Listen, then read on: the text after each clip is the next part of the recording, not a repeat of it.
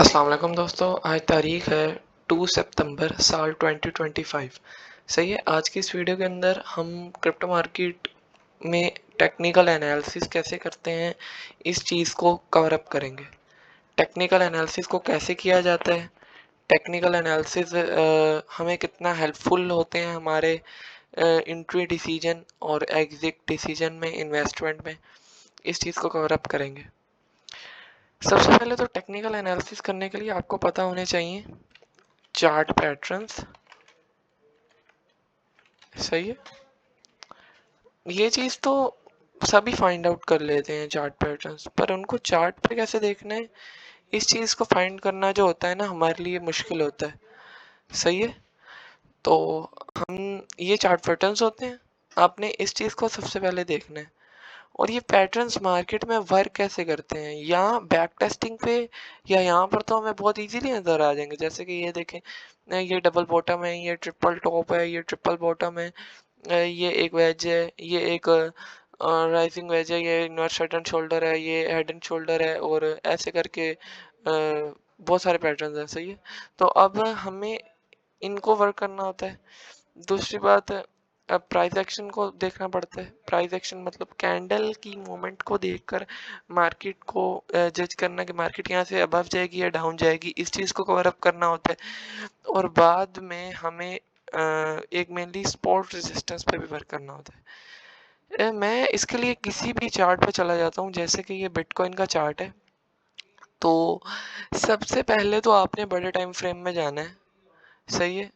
Prefer करूँगा कि daily पर तो लाजमी जाए, कम अज़ कम डेली पर तो लाजमी जाए, और अपने साथ साथ ना एक इंडिकेटर लगा लें जिसका नाम है RSI। ये आपको ना मतलब एक स्पॉट और रेजिस्टेंस फाइंड करने में अच्छी हेल्प आउट दे देगा। तो जैसा कि RSI के मुताबिक ये जो एरिया था ना, ये एक ओवरसोल्ड एरिया था। सही है, ये एरिया, और हालांकि मार्केट बाद में वहाँ से भी नीचे आई है। जब आपको नज़र आए कि ओवरसोल्ड एरिया है पर मार्केट वापसी वहाँ से नीचे आए, तो आपने इस एरिया को मार्क नहीं करना। आपने फिर इस एरिया को मार्क करना है, क्योंकि ये वो एरिया है जहाँ से इन्वेस्टर रेडी हुआ था अपना पैसा मार्केट में फेंकने के लिए। सही है। तो इसको मार्क कर लेना है अपने इस बॉक्स से, जिसको हम कहते हैं रेक्टेंगुलर बॉक्स। सही है। इसको बढ़ा भी सकते हैं ऐसे दोबारा भी। तो ये मार्क कर लिए। अब देखें होती क्या, जहाँ से मार्केट डाउन आ रही है, डाउन आ रही है, और जिस एरिया से पंप करे, तो इस एरिया को हम बोलते हैं सपोर्ट एरिया। सही है, समझ गए। इस एरिया को हम लोग बोलते हैं सपोर्ट एरिया। और फिर मार्केट, मैं एग्जांपल के लिए बना रहा हूँ, फिर मार्केट जब कंटिन्यूसली ऊपर जा रही है, ऊपर जा रही है, और जिस एरिया से कीमत गिरना शुरू हो जाए, तो इस एरिया को हम बोलते हैं रेजिस्टेंस एरिया। सही है, रेजिस्टेंस एरिया R लिख देता हूँ। तो ये बात समझ लग गई आप लोगों को। सपोर्ट और रेजिस्टेंस, मेनली इन चीज़ों पे आप लोगों ने ज़्यादा फोकस करना है, हालांकि क्योंकि ये बेसिक है। बेसिक मजबूत हो गए तो आगे जाके मसला नहीं होगा एंट्री एग्जिट में। तो जैसा कि हमें पता है, वीकली में ये एक स्ट्रॉन्ग सपोर्ट है। सही है। तो हम इसे ग्रीन से फिल कर देते हैं, क्योंकि यहाँ इसके जब यहाँ पे टच होगी तो हमें इंडिकेशन होगी कि मार्केट यहाँ से ग्रीन जाने के चांसेस ज़्यादा हैं। अब दूसरी बात, एक पैटर्न फाइंड किया है हमने। अब इसका नाम है बुलिश फ्लैग। सही है। तो ये अभी हमें मिल गया है। और ये वर्क कैसे करता है, मार्केट अबव गई, डाउन आई, एक रेंज क्रिएट की, ब्रेकआउट किया, और डाउन आई, फिर अप गई। अब यहाँ पे क्या बन गया है, डबल टॉप। नजर आ रहे हैं ना पैटर्न आपको। तो ये डबल टॉप क्या हुआ, एक मेजर रेजिस्टेंस हुआ। सही है। और मार्केट अभी कहाँ ट्रेड हो रही है, डाउनवर्ड। तो अब यहाँ से हम लोग एक डाउन डाउन ट्रेंड की एक लाइन बना लेते हैं, जिसे हम बोलते हैं ट्रेंड लाइन।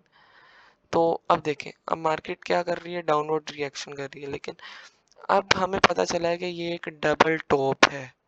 सही है।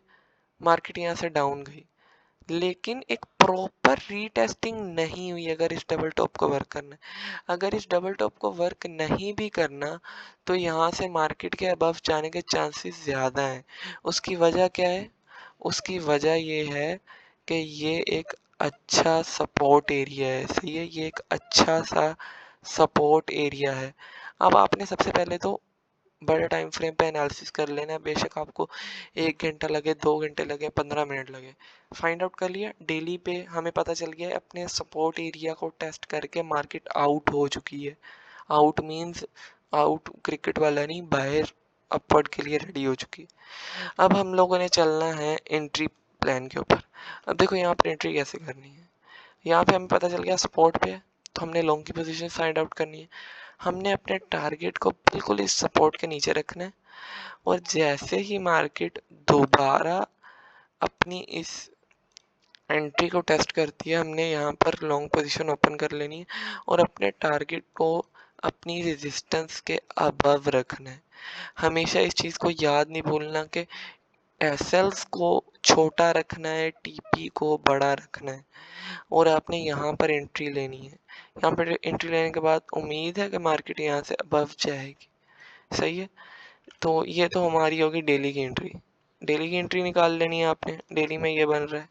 फिर अगर आप लेना चाह रहे हैं कि मैं भाई इतनी बड़ी एंट्री नहीं होल्ड कर सकता, तो आप लोगों ने आ जाना है 4 आवर में। 4 आवर में देखना है मार्केट की क्या कंडीशन है। डाउनवर्ड ट्रेंड है, सही है, मार्केट यहाँ से डाउन है, आरएसआई नीचे ये ओवरबॉट एरिया को टच करके गया, लेकिन मार्केट मजीद डाउन ही जाने की कोशिश कर रही है, जो कि हमें नज़र आ रहा है क्लियर कट। तो अब यहाँ पर आपने स्पॉट और रेजिस्टेंस मार्क कर लेनी है। आप बेशक इस स्पॉट को कट भी कर सकते हैं, सही है, जैसे कि मैं हटा देता हूँ, फिलहाल मुझे ज़रूरत नहीं है ये डेली की। तो अगर आप एंट्री प्लान कर रहे हैं, जैसा कि ये एक अच्छा सपोर्ट एरिया है, मार्केट जब भी यहाँ आती है पंप करने की कोशिश करती है। एक बड़ी सी लिक्विडिटी स्वीप की इसने, मतलब इसको स्वीप तो नहीं बोलूँगा, लेकिन ये जो पीछे वाली कैंडल्स हैं इनकी लिक्विडिटी तो स्वीप हो चुकी ना, और फिर इस कैंडल ने लिक्विडिटी स्वीप की। मेनली बड़े टाइम फ्रेम में डाउनवर्ड ट्रेंड है, पर मार्केट कोशिश कर रही है यहाँ से अबव जाने की। सही है, यहाँ से अबव जाने के एहसास। तो जैसे ही ये ब्रेकआउट होगा तो आप यहाँ से रिटेस्ट पे एंट्री ले लें। ये ही सिंपल चीज़ है। ट्रेंड लाइन को आपने फोकस करना है, सपोर्ट और रेजिस्टेंस को फोकस करना है। अब जैसा कि अगर मैं यहाँ से एंट्री लेता हूँ तो मुझे नज़र आ रहा है ये मेरी एक फर्स्ट रेजिस्टेंस है, सही है, और ये मेरी एक सेकंड रेजिस्टेंस है, सही है। तो यहाँ से आप एंट्री लेके आप ऐसे कर सकते हैं कि अपने एसएल को इससे अबव बिलो रख सकते हैं। आप इस तरह चला सकते हैं अपनी एंट्री को। अगर आपकी रेशनल कंटिन्यू नहीं हो रही और आप इसको लंबा चलाना चाह रहे हैं, तो आप अपनी पहला टारगेट आप इसके बीच में रख सकते हैं। और एक और बात की कोशिश करें, कभी भी अपनी टीपी को 1:2 से छोटा नहीं रखना, कभी भी, जो मर्जी हो जाए। आप लोगों ने एंट्री मिस कर देनी है, पर 1:2 से छोटा टीपी नहीं रखना। तो सिंपल, आपने आधी पोजीशन यहाँ बंद की, बाकी आधी यहाँ बंद कर दी। और अगर आप स्कैल्पिंग करना चाह रहे हैं तो सेम यही 4 आवर के फॉर्मूला को आपने टेस्ट करना है 15 मिनट के ऊपर। जैसा कि 15 मिनट में हमें नज़र आ रहा है कि मार्केट बहुत वोलेटाइल है, up down up down up, और अब दोबारा डाउन जाने कर रही, तो एक रेंज क्रिएट कर रही है। तो इस रेंज को फाइंड आउट करना है आपने। जैसा कि इस ट्रेंड लाइन को आपने एक ड्रॉ कर लिया, तो वेट करना है मार्केट के इस ट्रेंड लाइन पर आने का। सही है, मार्केट जैसी इस ट्रेंड लाइन पे आती है तो आप लोगों ने यहाँ से लॉन्ग की एंट्रीज प्लान करनी है, और अपने एसएल्स को डाउन रखना है, सही है, इस स्विंग लो के नीचे। तो ट्रेंड लाइन पे आपने फोकस करना है, स्पॉट और रेजिस्टेंस एरिया पे। जैसा कि ये एक अच्छा स्पॉट एरिया है, जिन लोगों को ग्रेडी एंट्री नहीं चाहिए वो स्पॉट का वेट कर सकते हैं, और ये एक रेजिस्टेंस एरिया है, यहाँ पर अपने टारगेट रख सकते हैं, क्योंकि मार्केट यहाँ से डाउन आई है। तो इस तरह टेक्निकल एनालिसिस किया जाता है। उम्मीद है वीडियो अच्छी लगी होगी। वीडियो को लाइक और चैनल को सब्सक्राइब लाजमी करें। अल्लाह हाफिज़।